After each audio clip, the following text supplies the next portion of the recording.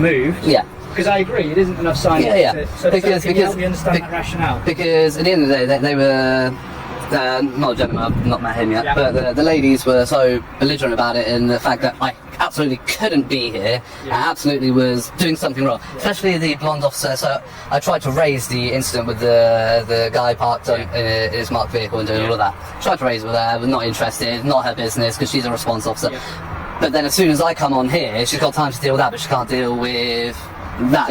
You see what I mean? That seems like a favourability towards another police officer, the thick blue wall as we call it, standing behind the thin blue line, and not holding up her. No, I'm not saying you are, but she's not holding up her oath. Neither was the other gentleman I spoke to. But she's got plenty of time to come and deal with this apparently, but she doesn't have time to deal with that. What I can say is, if anyone has in any way talked to you and you felt it wasn't being courteous, I can only apologise for that, because ideally we don't want to have that kind of discourse. It's not even about the courtesy. You're a switched on bloke. You know exactly what you do with these audits. You understand that they're going to provoke a reaction in terms of a security response. That's going to happen, isn't it? Not always. I've been to plenty of places, plenty of police stations, headquarters, where they just leave me to it. Okay, but I'd imagine they would have spoke to you at some. They would have said hello. They didn't say anything. No. Okay, well that might be because they didn't know. It's generally speaking. No.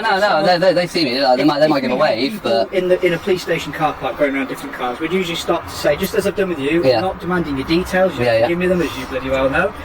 Not trying to make your life in any way difficult. And in fact, I want to help enable you to do your audit, what you want to do. But as you've just explained, once that right has been revoked for the private premises, it's been revoked. Right. So the fact that you have been treated poorly, or you feel like someone's been rude to you, that doesn't change the fact that it doesn't. Revoked, does it? It doesn't. But once it's been revoked, it becomes an issue of civil trespass, doesn't it? And you knew I was coming with it. You knew I was coming with it. You don't need to go down this. I'm trying to talk from a practical point of view. I know you're talking practically. I know you're talking practically. I'm in a disabled bay. I like to talk lawfully. Yes. Okay, so lawfully, I'm not committing any offences. You know, I know you haven't. I have, and you've requested that I leave. I'm going to politely decline. I'm not going to be rude about it, because you may see it as rude that I'm declining in the first place, but I'm not going to be overly belligerent about it. I'm just going to say it's a civil matter. And as long as you understand that if you are to stay here in this moment and you want to stand in front of a car that's trying to leave and conduct police work, that could obviously be obstructing the officers. Oh, sure, I would never do that. No. I've made it this many years, being fully aware of roads and emergency vehicles. You know, I've never been hit by a car yet. So how are we rating so far? How are we doing? We had a rough start by the sounds of it on your audit. Has it improved as we're going along? I'd say the. Sorry, 2 seconds. You've been better. Yeah, I must admit. Yeah, so well, it's a learning experience for me. We don't have this every day. No, it's good to see a sergeant leading by example. Yeah. Hopefully, the PCs and DCs do pick up on your example. I want a bit of a reaction. No, I'm not giving a reaction. I'm genuinely stating that I really hope that they pick up on how you've led by example here, and they take some lessons on how you've dealt with this and how you've been so professional, calm about it. You're going to make me blush. You no, because you have, and you asked my name, but you didn't push it, so that's fine. But other than that, that's just for politeness. I'm not demanding. No, exactly. How would you like me to refer to you? And that's absolutely fine. The conversation circles back to signage authority, an intention and pointed toward a no-entry sign, a claim of private property, a supposed lack of public right-of-way, but the distinction matters. A right-of-way applies to vehicles, not pedestrians, and I'm not in a vehicle. I'm standing in an open space with no barriers, no clear restrictions. I'm asked to leave politely. I decline, just as calmly, not out of defiance, but because no law has been given. The frustration becomes mutual. I'm told this is there.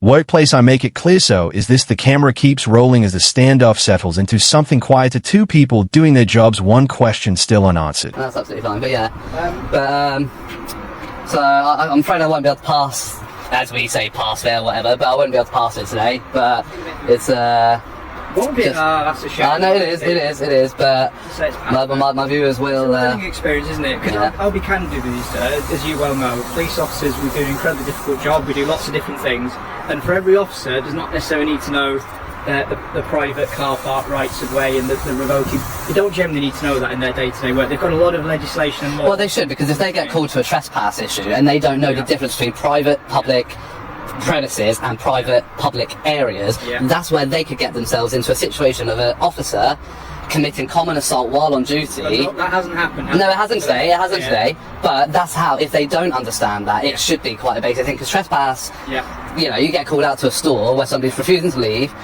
you know, you get called out for that, and the police then put hands on that person to move them. Inside a building, the police don't have powers to do that, and they could get themselves into a lot of trouble for doing it. Yeah, but I'd also ask, the same way I can put myself in your shoes, I completely understand what you're doing, why you're doing it. I don't think it's a bad thing to test the police and speak to the police officer and ask them why they're doing it. As long as it's not interfering with an operational, you know, I'm trying to have a scrap the bloke, I don't really need you to... Oh yeah, no, 100%. In that moment, as you no, 100%. No. So I've not got an issue with what you're doing at all, but what I would say is, putting yourself in their shoes, that, you know, we've got heightened terrorism concerns, we've got, you know, the events that are going on around police buildings, where we have to be aware of who is around our buildings, what they can enter a building. What's going on around police stations? Sorry? What's going on around police stations? What do you mean? Well, we can get people entering the building without consent. There's all kind of, you know, we have to be vigilant around the police building. You should, but then... for security reasons. That's yeah, but then, you know, I haven't had a fully walk around yet, but I saw a gate down there, all locked up, secure, high fences. I'm assuming it's got like barbed spikes or something on the side. We have side access doors, we have things that are out of view, and obviously this car... Oh, then you'd like to think your officers are closing doors behind them and waiting, you know, so... I'd like to think so. You know. We're all human beings and we all make mistakes. And if any officers have treated you miscourteously, then it will just be because they're confused about what's going on and they just want to try and clarify. Yeah, but then and that's fine. They're allowed to be confused, and that's fine. If they'd approached me the way you'd approach me and ask questions, you know, rather than just coming out so belligerently, would have gone a completely different direction. As you said, I've been quite calm with you, you know, and that's fine because I'll give what I get, basically, you know. I know the game. You know, so, I'm quite a courteous person, you know, 99% of the time. It's but I said I'll give what I get. You know, if they come out to me like that, they're not going to get very far. So let's strike a deal.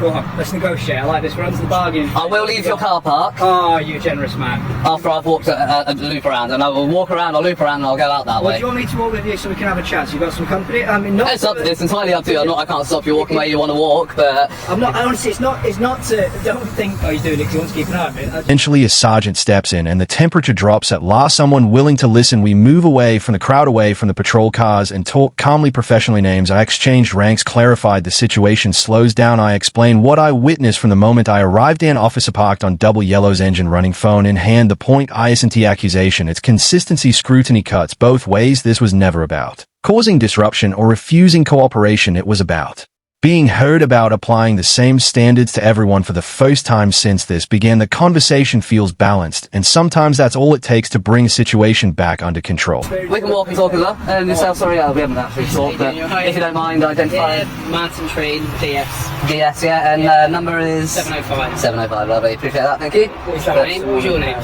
We're going with either Sir or Mr. Power, apparently. Yeah, I'm just gonna... So that's how I said, he'll take a walk around and I'll leave the car park. So how many of our police stations have you been to? Northampton, it's my first one actually. Is it? Yep. I wasn't actually aiming to come in today, I was aiming to go to the new building out in Kettering. And when I typed it into Google Maps, I typed in Northampton Criminal Justice Centre, because I think that's what it's called up there. And so I was just going along, and next thing I know, I end up here, and I'm like, this isn't what it looked like on Google Maps. So we drew the short story. Unfortunately, you did, yeah. I actually came here to tell a story about Northampton Police Sergeant Matt Manifold. Yep. You aware of what's happened with that? I am. What was it, like four days ago, the council found that if he hadn't have quit, he would have been found guilty of his offences and he would have been dismissed from the force. Yeah. Just for my viewers, I haven't actually covered it. So, P.S. Matt Manifold abused the police computers and systems to gain confidential information on a member of police staff that he was in a relationship with. It was all around to do around with domestic abuse cases and stuff like that. He left the force voluntarily, obviously, so he could probably cash out his pension rather than getting dismissed.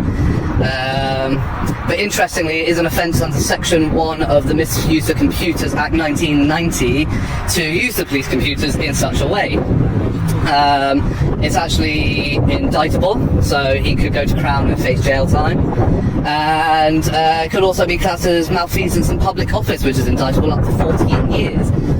So again, this came out 4 days ago, so it'll be interesting to see if Northampton Police do have the intent to prosecute, despite the fact that he left the force before the council convened and found their findings. in much conversation on it. No, we're not. Sorry. I didn't get to tell my. We'll get through this. But yeah, I didn't get to tell my viewers the story before all this interaction. So. Left or right? What do you understand? We go left and have a look around. I explain what I saw clearly and calmly. An officer parked on double yellow's engine idling phone in hand. When challenged, the justification comes quickly working waiting on duty. But the law is specific. Idling has limits, phone uses exceptions, emergency calls, drive-through payments. None of those applied here. The window comes up, conversation over. I point out that accountability works both ways. I don't need to give my name to raise a concern. Respect cuts in both directions. Titles don't erase obligations, and in moments like this the question isn't about authority at all. It's about whether the rules mean the same thing.